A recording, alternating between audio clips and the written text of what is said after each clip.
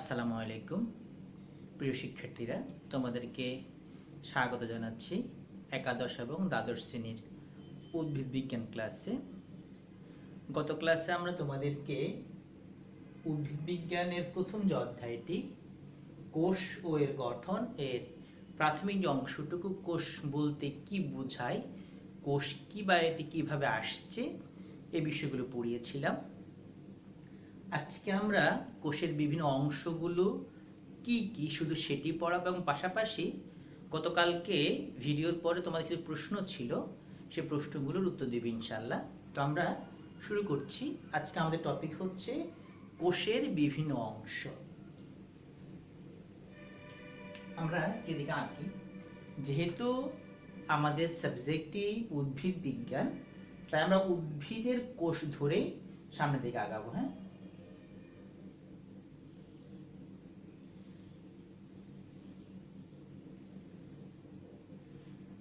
এই টপিকটি পড়ানোর সময় এখানে বেশ কিছু জ্ঞানমূলক প্রশ্ন আসবে, শুধু জ্ঞানমূলকের জন্য অথবা অনুধাবনমূলকের জন্য। প্রশ্নগুলো তোমরা একটু নোট করার চেষ্টা করবে। খেয়াল করো যে আমরা এইভাবে ভাবি কোষের কথা, তাহলে একটি কোষে কি কি অংশ রয়েছে। এক, দেখো, যদি আমরা পুরো কোষটাকে ভাবি তাহলে সবচেয়ে বাইরে যে অংশটি রয়েছে কোষের সবচেয়ে বাইরে, সেটি হচ্ছে মৃত।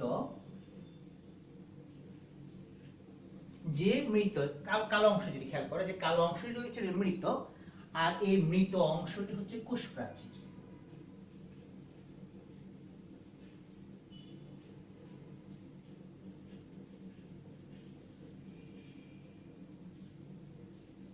তার মানে হচ্ছে প্রত্যেকটি উদ্ভিদ কোষ, নট প্রাণী কোষ, কারণ আমরা এই কথা আগেও জানি, তোমরা নিম্ন মাধ্যমিক পর্যায়ে বা মাধ্যমিক পর্যায়ে পড়েছিলে, উদ্ভিদ কোষে কোষ প্রাচীর থাকে, প্রাণী কোষে থাকে না। যেহেতু প্রাণী কোষে কোষ প্রাচীর নেই, সুতরাং সেক্ষেত্রে মৃত প্রাচীর ব্যাপারটা আসবে না। তাহলে যদি প্রশ্ন করা হয় কোষ প্রাচীর কি, খুব সহজ উত্তর দিতে পারি আমরা জ্ঞানমূলক হিসেবে, কোষের চারদিকে বা উদ্ভিদ কোষের চারদিকে যে মৃত আবরণ রয়েছে তাকে কোষ প্রাচীর বলে। খেয়াল করো, এটা কিন্তু শুধুই জ্ঞানমূলকের জন্য। যদি আসে পরীক্ষায় কোষ প্রাচীর কি, তোমরা লিখে ফেলে একটু কষ্ট করে, উদ্ভিদ কোষের চারদিকে যে মৃত আবরণ বা মৃত প্রাচীরটি রয়েছে তাকে বলা হয় কোষ প্রাচীর। তাহলে খেয়াল করো, এই যে কালো অংশটি রয়েছে, আমরা কোষ প্রাচীর বলছি, কালো অংশটি,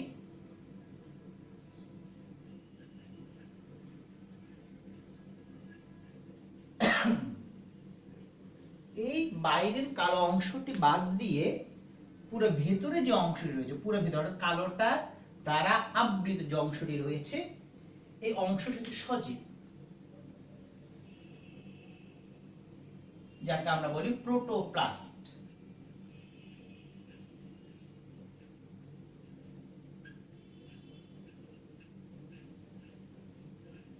খেয়াল করে, এটা হলো সজীব, যেগুলো জীবিত বলতে পারি আমরা বা সজীব বলতে পারি।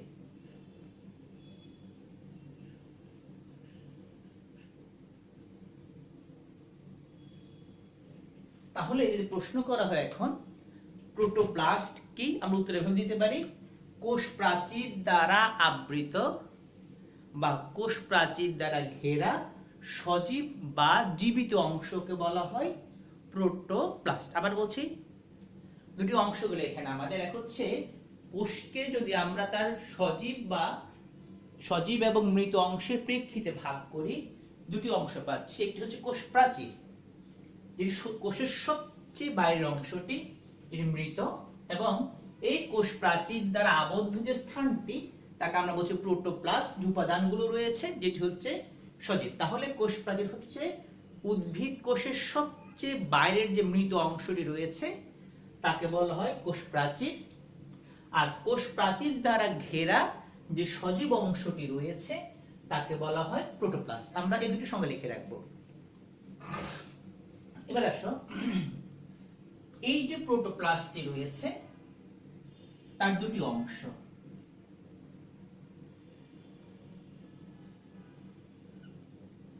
একটি হচ্ছে নির্জীব আমরা এখানে শব্দটা সজীব না লিখে, যেহেতু এখানে মৃত লিখছি না, জীবিত লিখি, হ্যাঁ তাও তাও চলবে আমাদের। নির্জীব উপাদান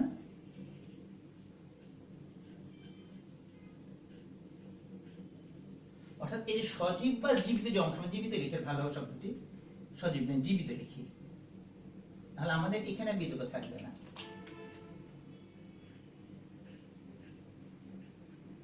দেখো তাহলে সজীব যে প্রোটোপ্লাস্টটি রয়েছে তার দুটি অংশ রয়েছে, এটা নির্জীব উপাদান, মনে রাখবো মৃত আর নির্জীবের একটা পার্থক্য রয়েছে, একটু পরে বলছি। আর একটি রয়েছে প্রোটোপ্লাজম।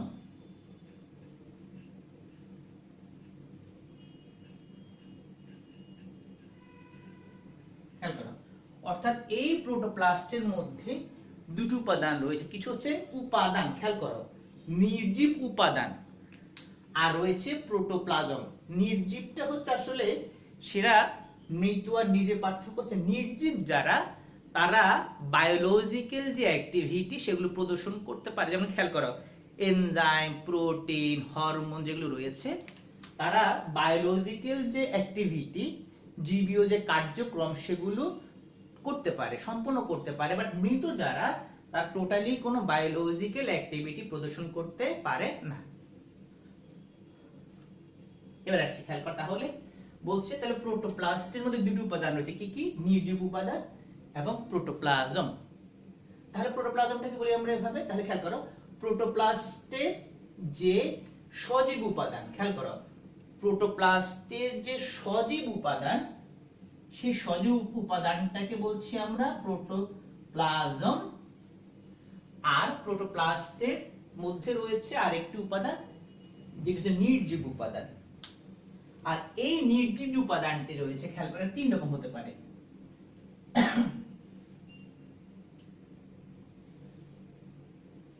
এটা হচ্ছে সঞ্চিত পদার্থ,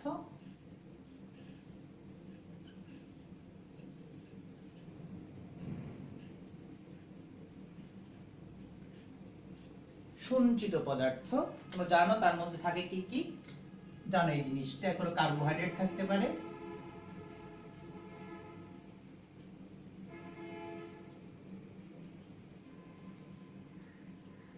তোমরাই বলো এই যে নির্জীব উপাদান সঞ্চিত পদার্থে একটি কার্বোহাইড্রেট, তাহলে খেয়াল করো কার্বোহাইড্রেট কিন্তু তোমার বডিতে বায়োলজিক্যাল অ্যাক্টিভিটি প্রদর্শন করছে। রয়েছে লিপিড, খেয়াল করো তেল, চর্বি তোমার বডিতে বায়োলজিক্যাল অ্যাক্টিভিটি প্রদর্শন করছে। রয়েছে প্রোটিন, যেটা আমাদের বডিতেও বায়োলজিক্যাল অ্যাক্টিভিটি প্রদর্শন করছে। দুই নম্বর খেয়াল করো সঞ্চিত পদার্থ, তারপর রয়েছে নিঃসৃত কিছু পদার্থ।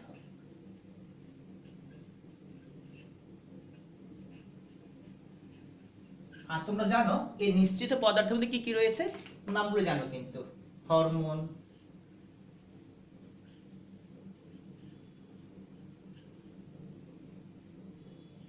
এনজাইম,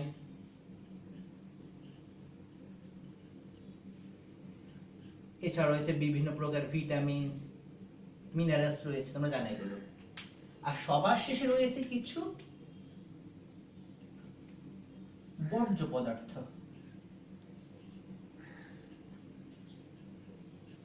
জানো তোমরা, জানো নামগুলো, জানো তোমরা নাম শুনছো এগুলো। তার মধ্যে রয়েছে রেজিন, তারপর রয়েছে আঠা,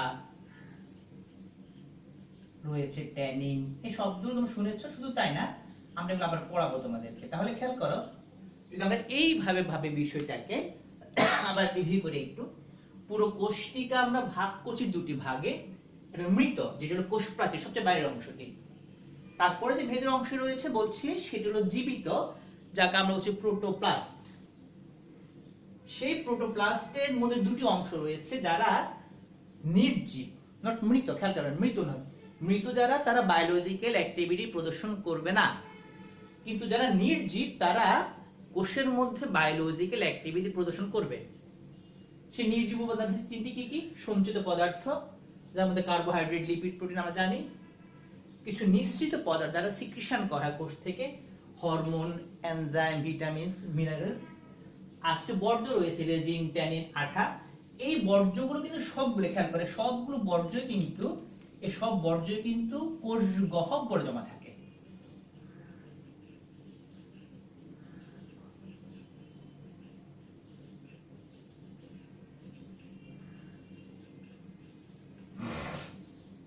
তাহলে গেলে পর্যন্ত এবার আসো যে প্রোটোপ্লাজমটি রয়েছে সেই প্রোটোপ্লাজমের মূল অংশ তিনটি অংশ কি কি? এক হচ্ছে প্লাজমা মেমব্রেন,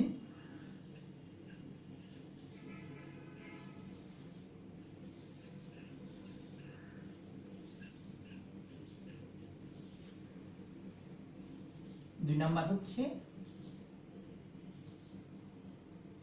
সাইটোপ্লাজম,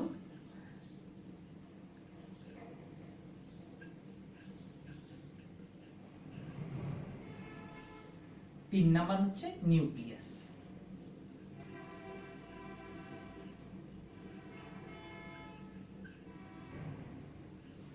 তাহলে খেয়াল করো, তার মানে হচ্ছে আমরা এতক্ষণ যা পড়ালাম কোষ প্রাচীরের ভেতরে একদম বাইরেটা কোষ প্রাচীর, তারপরে ভেতরে এই পদার্থগুলো রয়েছে যাকে আমরা দেখাতে পারিনি, এখানে আমরা দেখাইনি।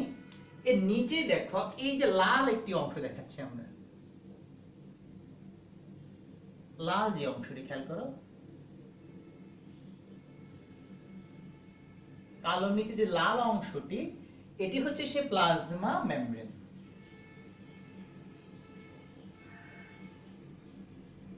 তাহলে যদি এখন প্রশ্ন করা হয় প্লাজমা মেমব্রেনটা কি, আমরা কি উত্তর দিব? কোষ প্রাচীরের নিচে যে পর্দা দেখা যায়, খেয়াল করো কালোতে হচ্ছে কোষ প্রাচীর, ঠিক তার নিচে যে লাল অংশটি দেখতে পাচ্ছি এটা হলো প্লাজমা মেমব্রেন। তাহলে যে কোষ প্রাচীরের সবচেয়ে বাইরের স্তর, প্লাজমা মেমব্রেন হচ্ছে তার নিচের স্তর। মনে রাখবে এই প্লাজমা মেমব্রেন কিন্তু উদ্ভিদ কোষও রয়েছে, প্রাণী কোষও রয়েছে। সুতরাং যদি প্রশ্ন করা হয় প্লাজমা মেমব্রেন কি, তখন বলবো উদ্ভিদ ও প্রাণী কোষে যে আবরণটি রয়েছে কমন, অথবা বলতে পারি কোষ প্রাচীরের নিচে। যদি উদ্ভিদ বিজ্ঞানে পড়াচ্ছি আমরা এভাবে বলবো কোষ প্রাচীরের নিচে যে আবরণ রয়েছে। যদি আমরা সংজ্ঞাটা যখন পড়াবো তখন ডিটেল পড়াবো জ্ঞানমূলকের জন্য। এক নাম্বার, কোষ প্রাচীরের নিচে যে পর্দা রয়েছে তাকে বলি আমরা প্লাজমা মেমব্রেন। তার মানে খেয়াল করো তো সবচেয়ে বাইরে হলো কোষ প্রাচীর, এক নাম্বার। তারপরেই প্লাজমা মেমব্রেন। আর এই যে উপাদানগুলো বলছি, নির্জীব বস্তু, সঞ্চিত, নিঃসৃত, বর্জ্য, সাইটোপ্লাজম, নিউক্লিয়াস, সবগুলোই কিন্তু এই প্লাজমা মেমব্রেন দ্বারা ঘেরা। তার মানে হচ্ছে কোষের সবচেয়ে আউটার লেয়ার হচ্ছে কোষ প্রাচীর, এক নাম্বার। তারপর হচ্ছে প্লাজমা মেমব্রেন, আর ভেতরে যতগুলো উপাদানই রয়েছে সবগুলো হচ্ছে প্লাজমা মেমব্রেন দ্বারা আবৃত। শুধু পার্থক্য হচ্ছে উদ্ভিদ কোষের ক্ষেত্রে সবচেয়ে বাইরে কোষ প্রাচীর, দেন প্লাজমা মেমব্রেন। প্রাণী কোষের ক্ষেত্রে কোষ প্রাচীরটা যেহেতু নাই, প্লাজমা মেমব্রেন হচ্ছে তার প্রথম লেয়ারটা। এবার আসো এই যে সাইটোপ্লাজমটি রয়েছে এই দুটি অংশ রয়েছে। কি কি অংশ? এক নাম্বার হচ্ছে সাইটোসল, যাকে তোমরা সাইটোপ্লাজমীয় মাতৃকা বলে থাকো বা সাইটোসল। আর সেকেন্ড অংশটি হচ্ছে সাইটোপ্লাজমিক অঙ্গাণু,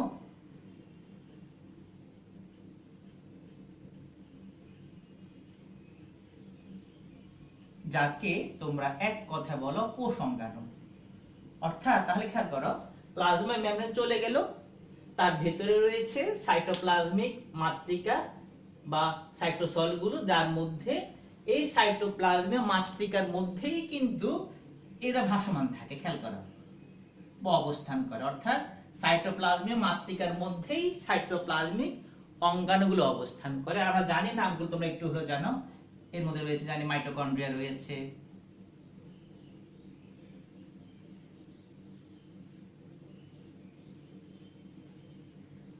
প্লাস্টিড রয়েছে,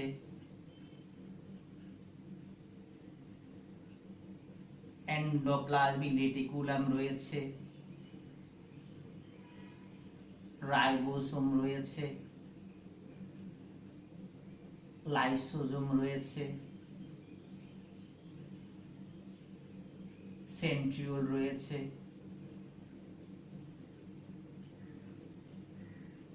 মাইক্রোটিউবিউল অর্থাৎ বিভিন্ন কোষ অঙ্গাণুগুলো রয়েছে।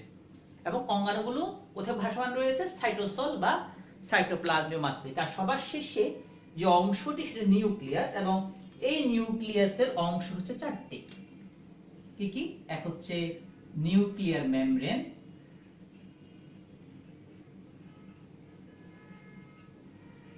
দুই হচ্ছে নিউক্লিওপ্লাজম। তোমরা জানো, আমরা যদিও ওগুলো পড়াবো, নিউক্লিওলাস,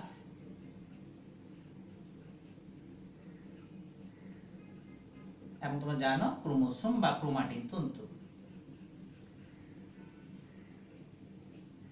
তাহলে আমরা পুরো ব্যাপারটা আরেকবার সামারি করি, তাহলে আমাদের সুবিধা হবে। আমরা যদি একটি কোষকে আউটলাইন করি তখন দেখতে পাই একটি কোষের মূল অংশ হচ্ছে দুটি। উদ্ভিদ কোষের ক্ষেত্রে, প্রাণী কোষের ক্ষেত্রে এই প্রসঙ্গটি আসবে না, কোষ প্রাচীর প্রসঙ্গ।